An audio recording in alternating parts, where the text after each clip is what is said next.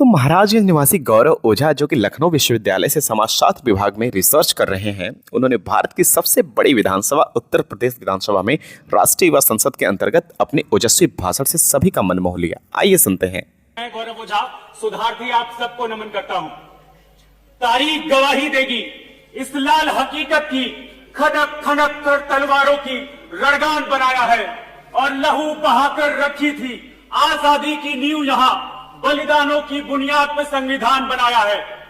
महोदय, सन 1947 जब भारत अपने अस्तित्व को तराश रहा था, तब चर्चिल और माउंटबेटन के गलियारों से यह प्रश्न पूछे जाते थे कि यह देश अपनी खोखली आजादी को कितने दिन तक संजो कर रख पाएगा। मगर तभी भारत अपनी प्राचीन लोकतांत्रिक चेतना को जागृत करते हुए एक बार पुनः एक ऐसा संविधान रचा जिस पर सैकड़ों नोबेल पुरस्कार न्यौछावर किए जा सकते हैं।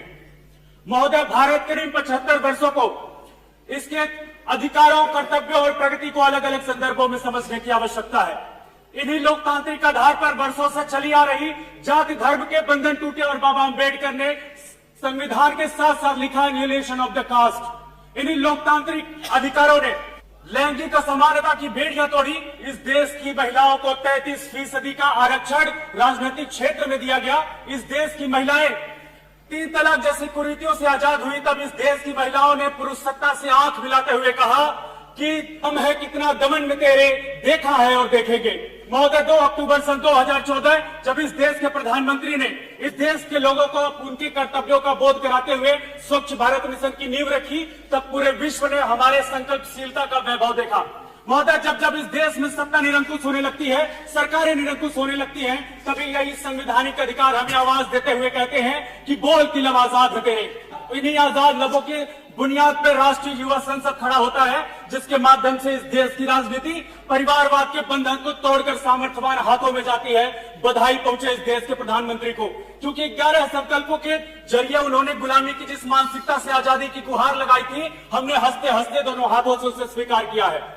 लेकिन बापू की अहिंसा से प्राप्त संविधान, शेखर की भुजाओं पर आजादी की जवानी का प्रतीक संविधान, भगत सिंह बिस्मिल के जोश और उधम सिंह के बलिदान का प्रतीक संविधान आज इस देश की आवाम से उनके कर्तव्यों की आह्वान कर रहा है। महोदय, सनद रहे कि यह संविधान मां भारती की अंचल का सबसे पवित्र ग्रंथ है और जब जब कोई निरंकुश शक्तियां इसकी पवित्रता के साथ छेड़छाड़ करने की कोशिश भी करेंगी, तो फिजाओं में गूंज रही मां भारती की अंचल से एक ही आवाज निकलेगी, भारत माता की।